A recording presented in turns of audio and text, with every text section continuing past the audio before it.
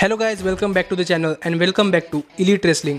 तो guys finally इस week का रैम्पेज शो हो चुका है खत्म और आज इस वीडियो के अंदर हम उसी के बारे में बात करने वाले हैं, जिसके साथ ही मेरे पास आपके लिए ब्रायन डेनियल्सन से रिलेटेड एक काफी बड़ी अपडेट है। तो ये सब बातें जानने के लिए ये वीडियो एकदम आखिर तक जरूर देखना और ऐसे ही AEW से रिलेटेड हर एक न्यूज, रूमर और अपडेट और AEW के हर एक शो का रिव्यू पाने के लिए हमारे चैनल को सब्सक्राइब करना मत भूलना। पर गाइज अब ज्यादा देर न लगाते हुए चलिए वीडियो शुरू करते हैं और करते इस वीक हुए रैम्पेज शो का रिव्यू और जानते हैं कि इस वीक के रैम्पेज शो पर क्या हुआ। तो गाइज इस वीक के रैम्पेज शो की शुरुआत AEW के मेंस डिवीजन से एक 3-वे मैच से हुई, जहां पर हमें पेंटा, कमांडर और अलहिजो डेल वाइकिंगो एक ट्रिपल थ्रेट मैच के अंदर एक दूसरे को फेस करते हुए दिखाई दिए। और अगर यहाँ पर हम बात करें इस मैच की तो गाइज सच में रैम्पेज शो के ओपनिंग के अंदर ये मैच एक काफी जबरदस्त हाई फ्लाइंग मैच रहा है, जहाँ पर इस मैच के अंदर तीनों ही लूचाडोर्स ने अपनी काफी जबरदस्त परफॉर्मेंस दी है। और इस मैच के अंदर ऐसे हाई फ्लाइंग मूव्स हो रहे थे जो मूव्स तो मैंने आज से पहले कभी भी रेसलिंग मैच के अंदर नहीं देखे थे, जिसके चलते ये मैच देखने के लिए काफी मजा आ रहा था। और ओपनिंग मैच से ही पूरा का पूरा क्राउड दिस इज ऑसम की चैंट्स कर रहा था। तो जरा आप सोचिए कि मैच कितना जबरदस्त होगा। और यहीं पर हमने देखा कि बैकस्टेज से क्यूटी मार्शल इस मैच पर नजर बनाए रखे थे, क्योंकि क्यूटी मार्शल का कहना है कि उन्हें प्रूव करना है कि क्यूटी मार्शल ही AEW के अंदर सभी लूचाडोर्स में से सबसे जबरदस्त रेसलर है।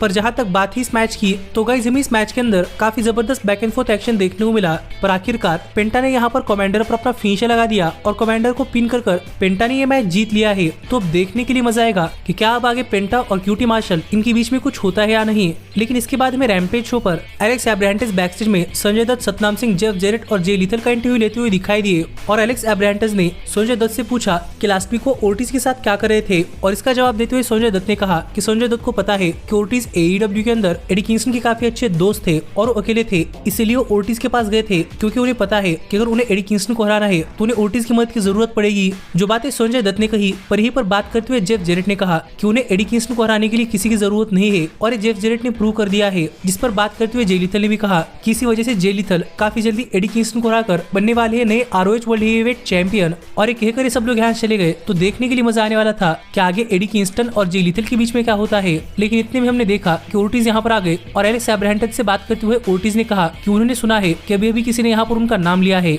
और जिसने ओर्टिज का नाम लिया है उसे ओर्टिज नहीं छोड़ने वाले। जो बात यहाँ पर ओर्टिज ने कही तो देखने के लिए मजा आएगा कि आगे ओर्टिज क्या करते हैं। लेकिन इसके बाद में रैम्पेज शो पर द गन्स एक टैग टीम मैच के अंदर क्रिस्टोफर डेनियल्स और मैट सैडल को फेस करते हुए दिखाई दिए। और अगर यहाँ पर हम बात करें इस मैच की तो गाइस पूरे के पूरे मैच के अंदर क्रिस्टोफर डेनियल्स और मैट सैडल की टीम ने काफी डोमिनेट किया और मैट सैडल के हाई फ्लाइंग मूव्स और क्रिस्टोफर डेनियल्स के एक्सपीरियंस के सामने यहाँ पर गन्स ज्यादा कुछ नहीं कर पा रहे थे। लेकिन फिर भी गन्स किस तरीके से चीटिंग कर कई बार इस मैच के अंदर अपना कमबैक करने का ट्राई कर रहे थे। पर सरप्राइजिंगली क्रिस्टोफर डेनियल्स और मैट सैडल ये गन्स पर काफी भारी पड़े। जिस भी इस डिस्प्लेशन में गन्स ने क्रिस्टोफर डेनियल्स को रिंग के बाहर कर दिया और आउट ऑफ नोवेयर रिंग के अंदर मैट सैडल पर अपना फिनिशर लगाकर उन्हें पिन कर द गन्स ने सिर्फ एक मुंह से ही ये मैच जीत लिया है, जबकि पूरी की पूरे मैच के अंदर उन्होंने मार खाया। और ये मैच खत्म होने के बाद यहाँ पर माइक लेकर बात करते हुए द गन्स ने कहा कि द गन्स से अब कोई नहीं बच सकता और MJF को भी अपनी रिंग ऑफ ऑनर कंपनी की world tag team championships guns के खिलाफ एक मैच असर किए बगैर उन्हें डायरेक्टली हैंडओवर करनी चाहिए। जो बात यहाँ पर गन्स ने कही तो देखना पड़ेगा कि इस पर MJF क्या कहते हैं।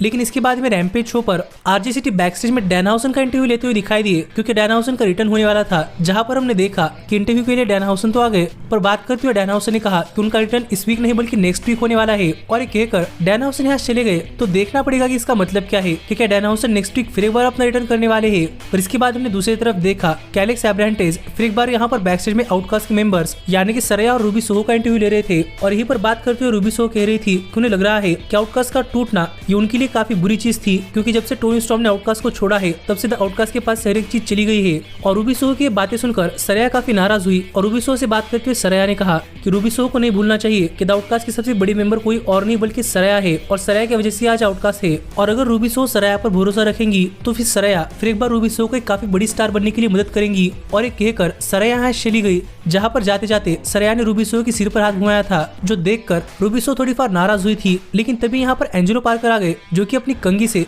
रूबी सोहो के बाल ठीक करना चाहते थे, पर रूबी सोहो ने इसके लिए मना कर दिया और वो यहाँ चली गई। और हम समझ पा रहे थे कि एंजेलो पार्कर और रूबी सोहो के बीच में कुछ तो चल रहा है। लेकिन तभी यहाँ पर मैट मनार्ड भी आ गए और एंजेलो पार्कर से बात करते हुए मैट मनार्ड ने कहा कि एंजेलो पार्कर क्या कर रहे हैं, क्योंकि लास्ट वीक उनके पास क्रिस जेरिको पर अटैक करने का काफी बड़ा चांस था, लेकिन उन्होंने वो चांस गवा दिया। जिस पर बात करते हुए एंजेलो पार्कर ने कहा कि एंजेलो पार्कर को किसी से प्रॉब्लम नहीं है, वो अपनी लाइफ के अंदर काफी खुश है और अगर मैट बेनार्ड को किसी से प्रॉब्लम है तो मैट बेनार्ड को अपनी प्रॉब्लम्स खुद सॉल्व करनी चाहिए। जो बातें मैट बेनार्ड ने कही तो देखने के लिए मजा आएगा कि आगे इनके बीच में क्या होता है। लेकिन इसके बाद में रैम्पेज शो पर स्काई ब्लू एक 1-on-1 मैच के अंदर मरीना शेफर्ड को फेस करते हुए दिखाई दी। और अगर यहाँ पर हम बात करें इस मैच की तो गाइस फिर एक बार ये मैच इस वीक के रैम्पेज शो पर एक काफी शानदार मैच रहा है, जहाँ पर स्काई ब्लू ने इस पूरे के पूरे मैच के अंदर मरीना शेफर्ड को काफी डोमिनेट किया और पूरा का पूरा क्राउड भी यहाँ पर स्काई ब्लू को बैक कर रहा था, जबकि स्काई ब्लू शायद एक हील सुपरस्टार है। और इसी बीच मरीना शेफर्ड की फिनिशर को रिवर्स कर स्काई ब्लू ने मरीना शेफर्ड पर अपना फिनिशर लगा दिया और उन्हें पिन कर स्काई ब्लू ने ये मैच जीत लिया है। तो देखने के लिए मजा आएगा कि आगे स्काई ब्लू के साथ क्या होता है। लेकिन इसके बाद में रैम्पेज शो पर डार्बी एलिन और लांस आर्चर के लिए एक हाइप वीडियो देखने को मिला, जिस सब के बाद फाइनली यहाँ पर टाइम हो चुका था रैम्पेज शो के मेन इवेंट का, जहाँ पर बेस्ट फ्रेंड्स के ट्रेंट एक 1-on-1 मैच के अंदर डेनियल गार्सिया को फेस कर रहे थे। और अगर यहाँ पर हम बात करें इस मैच की तो गाइस फिर एक बार ये भी मैच रैम्पेज शो के मेन इवेंट के अंदर एक काफी शानदार मैच रहा, जहां पर हमें इन दोनों ही सुपरस्टार्स की तरफ से काफी जबरदस्त मूव्स देखने को मिले हैं। लेकिन इसके साथ ही मैं यहाँ पर ये देखकर सरप्राइज था कि ट्रेंट फेस होने के बावजूद इस मैच के अंदर फैंस हील डेनियल गार्सिया को चीयर कर रहे थे, जिसके चलते ट्रेंट यहाँ पर काफी फ्रस्ट्रेट हो रहे थे। और ट्रेंट की इसी फ्रस्ट्रेशन का फायदा उठाकर आउट ऑफ नोवेयर गार्सिया ने ट्रेंट पर अपना सबमिशन लगा दिया और यहाँ पर सबमिशन के सहारे डेनियल गार्सिया ने यह मैच जीत लिया है। पर यह मैच जीतने के बाद यहाँ पर माइक लेकर बात करते हुए गार्सिया ने कहा कि अब 6 महीने हो चुके हैं और उन्हें पहला सिंगल्स मैच मिला है, पर अब गार्सिया प्रोबेबली सिंगल्स रन पर जाने वाले हैं, इसलिए उन्हें सबसे बेस्ट से फाइट करना है। इसलिए गार्सिया ने यहाँ पर AEW world heavyweight champion MJF को कॉल आउट किया और यहाँ पर बात करते करते वो एक्सीडेंटली अपने आप को रेसलर कहने वाले थे, लेकिन आखिरकार उन्होंने अपने आप को स्पोर्ट्स एंटरटेनर कहा। तो देखने के लिए मजा आएगा कि बाकी गार्सिया के साथ क्या होता है। पर इसे इस वीक का रैम्पेज शो ऑफ एयर चला गया, जो शो मुझे फिर एक बार एक थोड़ा फॉर एवरेज शो लगा है।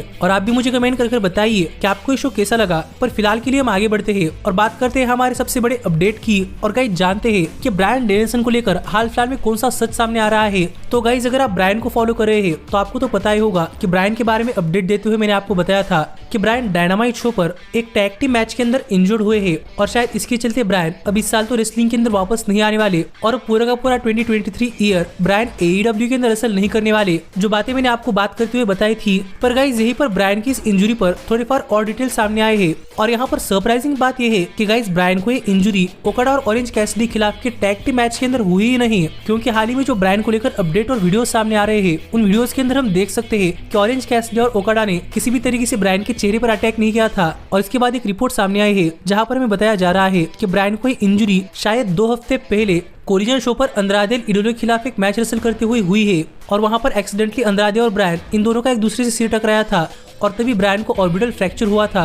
पर डॉक्टर्स को लग रहा था कि शायद ब्रायन को किसी सर्जरी की जरूरत नहीं है और ब्रायन अपने आप पर हील कर सकते हैं। इसके चलते ही ब्रायन ने डायनामाइट शो पर एक और मैच रेसल किया, पर उस मैच से ब्रायन की हालत और भी ज्यादा खराब हो गई, जिसके चलते अब ब्रायन को एक सर्जरी करवानी पड़ने वाली है। जो अपडेट हाल फिलहाल में ब्रायन डेनियल्सन के स्टेटस को लेकर सामने आ रही है कि एक्चुअल में ब्रायन को इंजरी ओकाडा के खिलाफ के मैच के अंदर हुई ही नहीं, बल्कि वो अंद्रादे के खिलाफ के मैच के अंदर हुई है। और प्रोबेबली AEW ऐसा इसलिए दिखा रही है कि ओकाडा ने ब्रायन को इंजर्ड किया है, वो ये दिखाने के लिए कि शायद ओकाडा ने ब्रायन को इंजर्ड किया है, जिससे AEW आगे ओकाडा और ब्रायन के बीच में एक और मैच प्लान कर सकती है। जिस पर आपका क्या कहना है आप मुझे कमेंट कर बताइए। पर ऐसे ही AEW से रिलेटेड हर एक न्यूज, रूमर और अपडेट और AEW के हर एक शो का रिव्यू पाने के लिए हमारे चैनल को सब्सक्राइब करना मत भूलना। पर अब मैं मिलता हूँ आपसे अगली वीडियो के अंदर, पर तब तक stay healthy, stay happy and keep watching elite wrestling. Hey, did you like that video? Click the screen for more. And where do you think you're going? Check out our official merchandise page and to support the entire cast. And thanks so much for being the elite. The elite, the elite. What, Nick, you're not going to sing it all with me this time?